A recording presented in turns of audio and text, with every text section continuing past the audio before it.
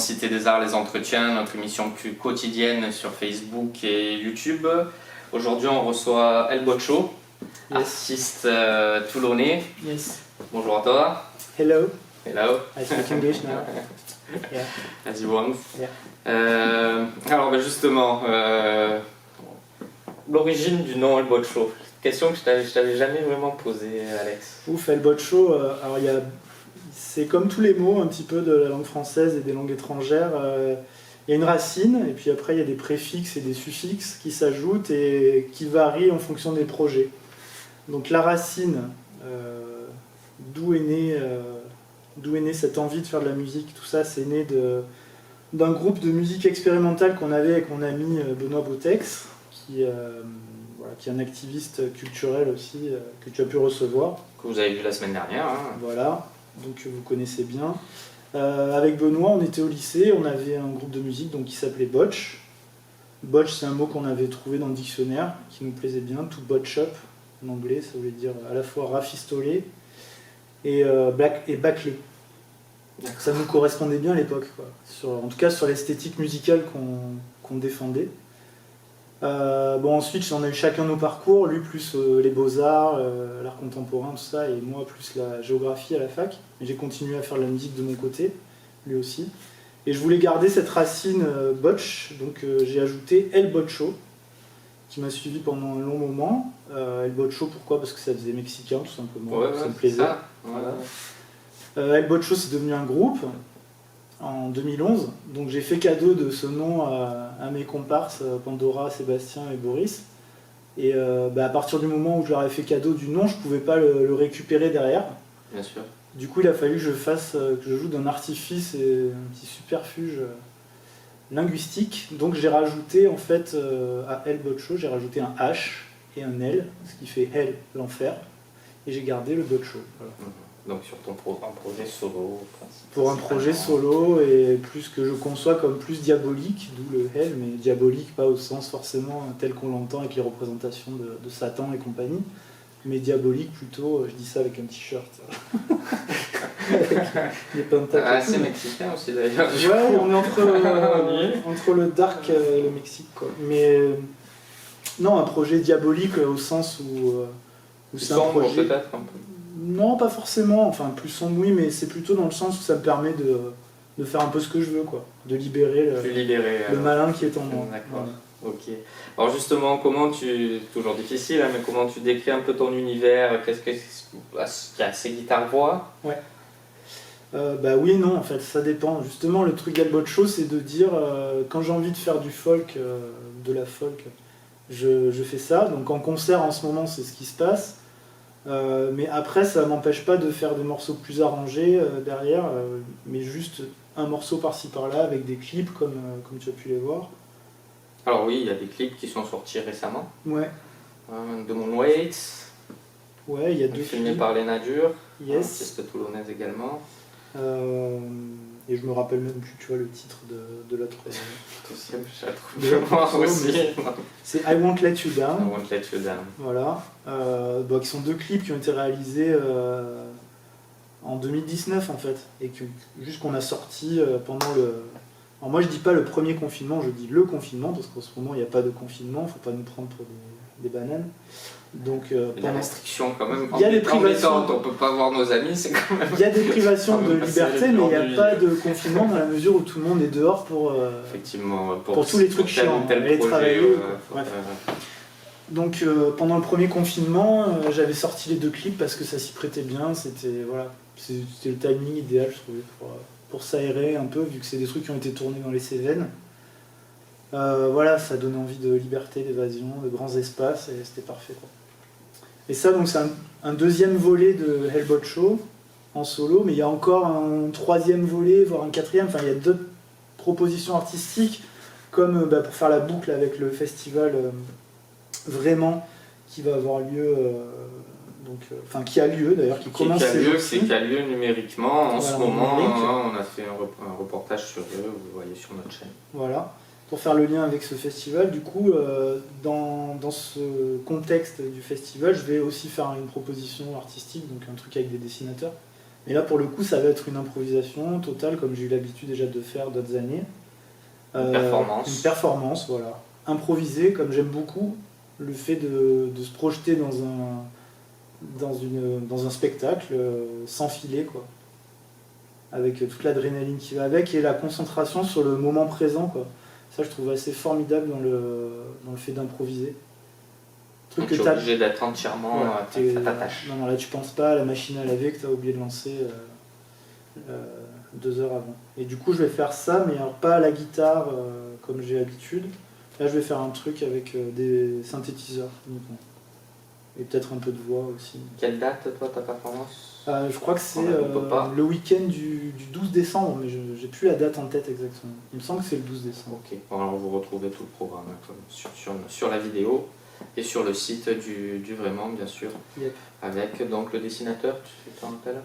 Il y a 2 dessinateurs, il y a Hugo Lange, mais je sais pas si avec lui je vais faire la performance, et il y a une autre dessinatrice qui s'appelle Maureen, mais dont j'ai oublié le nom de famille. Voilà, elle me pardonne si elle voit ce reportage. Non, c'est des dessinateurs que je connaissais. C'est des dessinateurs que je connaissais pas dans la mesure où je m'intéresse pas à la sélection des dessinateurs qui peuvent faire, qui leur prend 100 ans puisqu'ils reçoivent beaucoup de dossiers. Ouais, ils sont 91 niveaux. Voilà, et du coup je découvre chaque année, mais c'est un bonheur de participer à ce festival pour découvrir tous ces univers. Très beau festival et toujours très surprenant, beaucoup de surprises, des très beaux groupes, la sélection musicale est très, très bonne.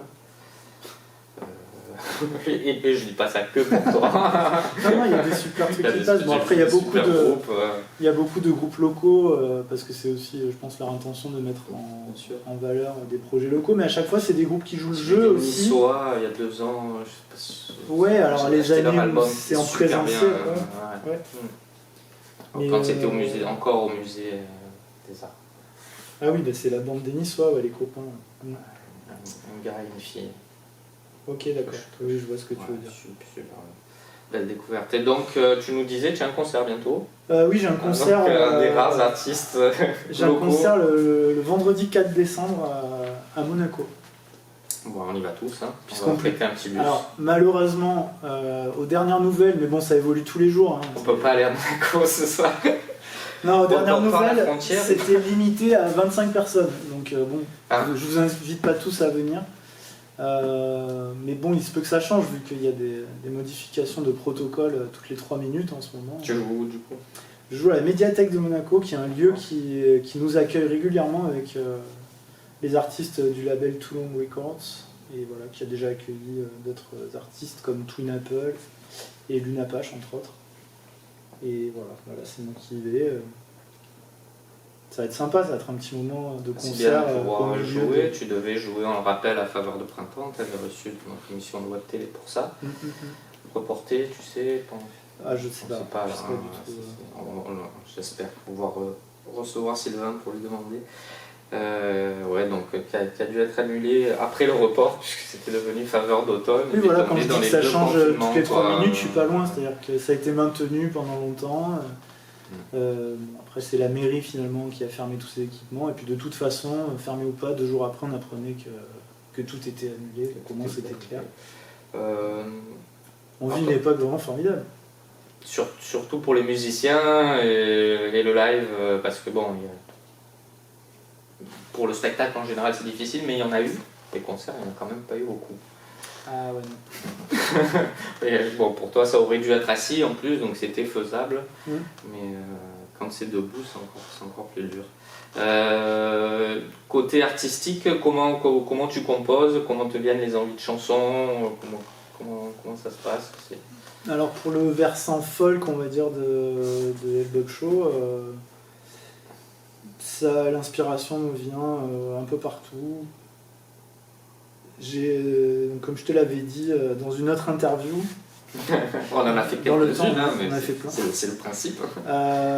J'ai mon téléphone portable qui me permet d'avoir les mémos de notes musicales, audio, je vais y arriver. Donc avec les mémos audio, en fait, je fredonne des trucs, je balance quelques mots, plus quelques mots en yaourt, et puis au final, voilà, je compose. Alors, quand je suis vraiment super emballé par un morceau, en général, je le finalise de suite, et j'écris les textes Voilà. Pour me sortir une feuille avec les textes imprimés, comme ça je Tu as sais qu'il écrit existe. des dizaines, voire des centaines de morceaux, c'est ce que tu me disais. Sur les mémos audio, voilà, il y en a plein auxquels j'ai pas donné leur chance, quoi. Mais bon, tant pis pour eux, ils avaient qu'à être meilleurs, quoi. Peut-être un jour, faut jamais dire jamais. Oui.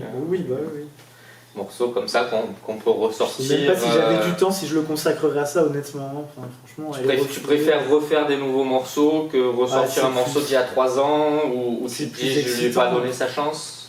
C'est plus excitant, Ouais, de toute façon ce qui me plaît c'est de créer, c'est ça, c'est le foisonnement un petit peu. Ouais. Ok. Et pour ce concert, c'est des nouveaux morceaux, donc en fait.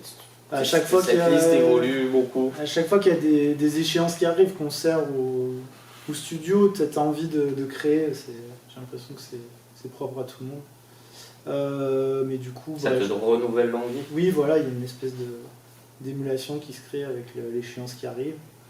Et du coup, j'en ai composé un ou deux en plus. Mais sinon, c'est des morceaux que maintenant j'essaye de faire tourner régulièrement. J'ai une base on va dire, de 25-30 morceaux parmi lesquels je puise en fonction des concerts. Quoi, alors, justement, tu n'as pas fait d'enregistrement disque pour l'instant, mais tu me disais que c'était peut-être un projet de réaliser. Bah oui, je commence à avoir donc un stock, comme je disais, de plusieurs dizaines de morceaux et qui ont une homogénéité, dans le sens où ils ont été composés guitare-voix, et du coup j'aimerais garder cette structure, enfin, ce corps de base, quoi, guitare-voix, et en sélectionner, je sais pas, une grosse dizaine et faire un projet d'album. Alors, les albums, qu'est-ce que c'est les albums en 2020-2021 ? Moi je suis attaché aux albums. Moi aussi, pour l'esthétique que ça défend, c'est sûr, voilà, mais comme tu dis, on n'est plus très nombreux à être attachés aux albums, on est maintenant dans le règne du morceau. Je trouve qu'un morceau ne s'écoute pas de la même façon au sein d'un album. Le même morceau, je fais la réflexion pour le dernier Other Lives qui est très très bon, le single qui était super. Quand j'ai écouté l'album, je voyais pas je l'ai vu d'une autre façon. Ouais, mais je suis d'accord, complètement. Du coup, là c'est l'occasion d'avoir des morceaux qui se tiennent les uns les autres, qui se ressemblent, qui ont des traits communs, donc oui, voilà, pourquoi pas les rassembler, donc sous un album, je sais pas quoi.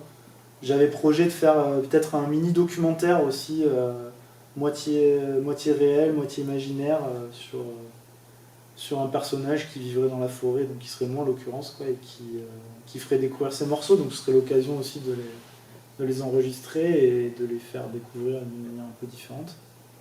D'avoir de la vidéo avec, voilà, c'est sur ça. YouTube, ça passe par là en ce moment. Tu es attaché aux clips vidéo? Oui, j'adore ça, c'est un projet que j'aimerais beaucoup faire, mais là c'est juste par manque de temps, et qu'il y a d'autres projets extérieurs à Hellboat Show qui sont en cours et auxquels il faut que je consacre beaucoup d'énergie, donc du coup je vais... Déjà si j'arrive à faire un album l'année prochaine, c'est formidable. On espère, on relèvera ça. Tu vas nous jouer un morceau donc pour cette fin d'émission, The Shadow, c'est ça? Oui, The Shadow. Tu nous parles un peu de ce morceau? C'est l'ombre, c'est une histoire d'amour et c'est l'ombre d'un des deux protagonistes de l'histoire d'amour qui est là, qui est resté. Et par contre, le protagoniste est parti, quoi. Des histoires comme on en a des tonnes et des tonnes dans la vraie vie. Très bien, on t'écoute.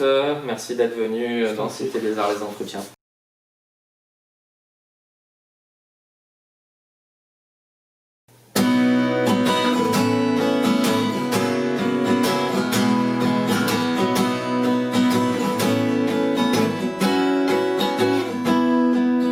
Nearby the shadow, the river is screaming your name.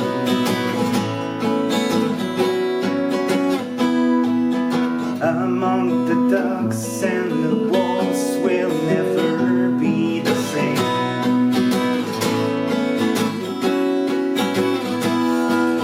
Death lives around us, this forest is more than a grave.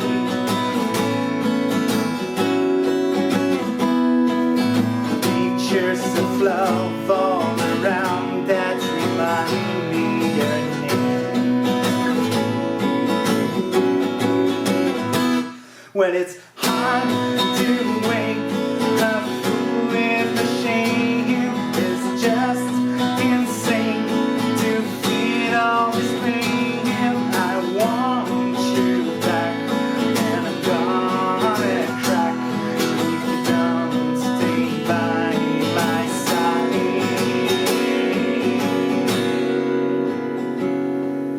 Gold in your club, there's some way to